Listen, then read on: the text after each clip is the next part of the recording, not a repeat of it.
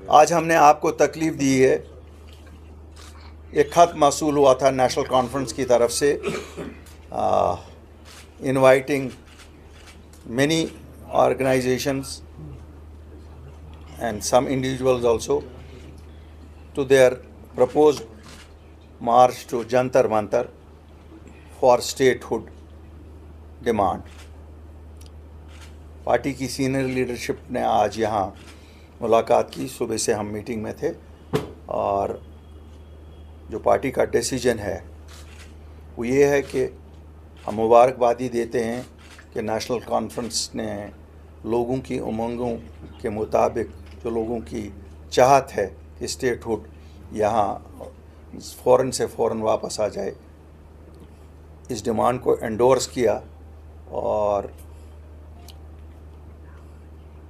इसे शायद उन्हें 6 साल लगे इस डिमांड को रेज़ करने में, जबकि अपनी पार्टी ने 8 मार्च 2020 को अपने फाउंडेशन डे पे ही कहा था ये पार्टी के कोर एजेंडा में 3 चीज़ें हैं।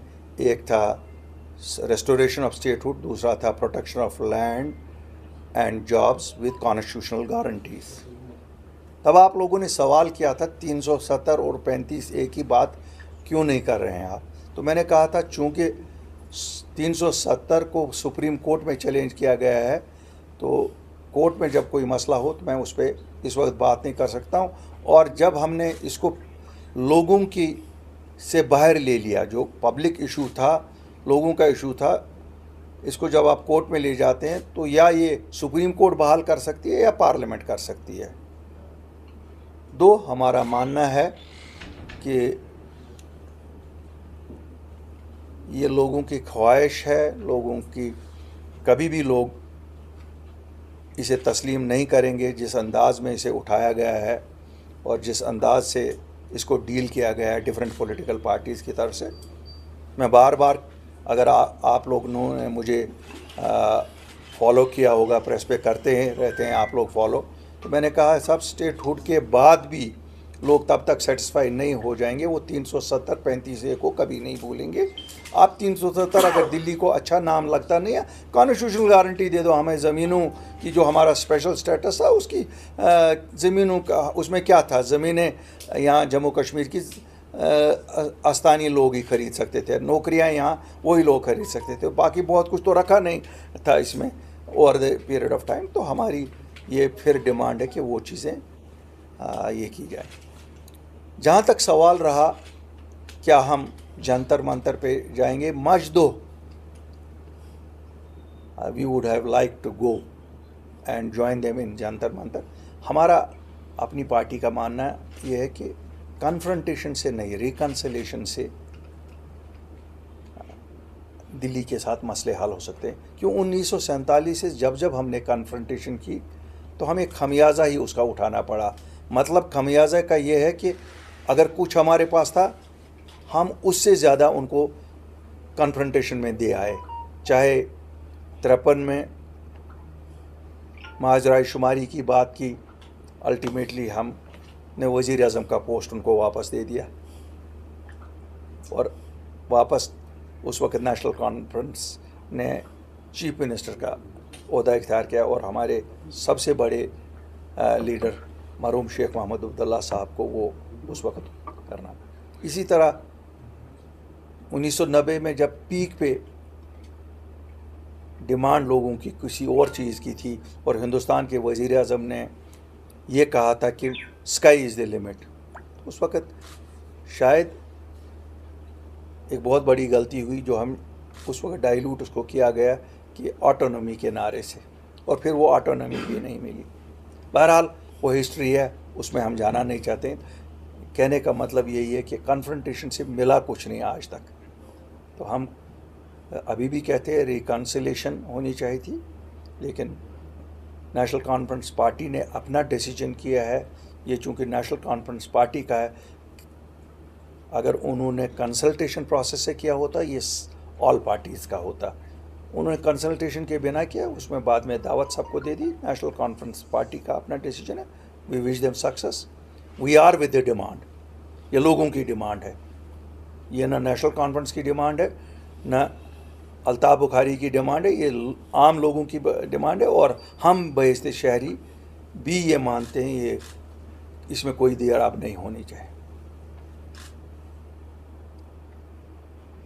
तीसरी बात रही कि अब आगे क्या। अगर अलग अलग ही सब जमातों को ब्राउनी पॉइंट्स स्कोर करने हैं तो मुझे डर है कहीं ना कहीं हमें नुकसान ही जम्मू कश्मीर के लोगों को पहुंच रहा है।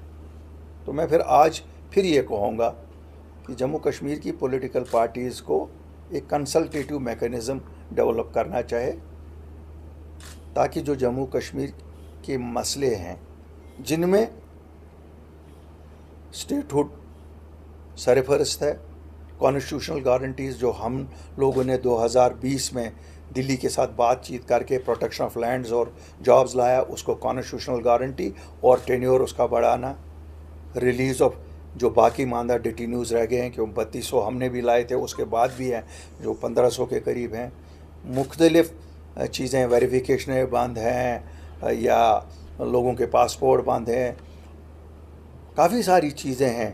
सबसे बड़ी बात है हमारे नौजवान के इज़्ज़त और वक़ार का, उसको कैसे बहाल किया जाए। हमारा मानना है अपनी पार्टी में कि वज़ीर-ए-आज़म साहब 2020 में जब आपने प्रोसेस एक शुरू की, जिसमें पहले आप हमसे मिले और शायद आपको 1 साल लगा, फिर 21 जून को आपने सभी पार्टीज़ को, ऑल पार्टीज़ मीटिंग में दिल्ली बुलाया, जिसमें हमें भी, नेशनल कॉन्फ्रेंस को भी, और PDP सब जमातें गई, कांग्रेस भी आई। उस वक़्त आपने कहा था दिल्ली और दिल की दूरियां दूर करेंगे।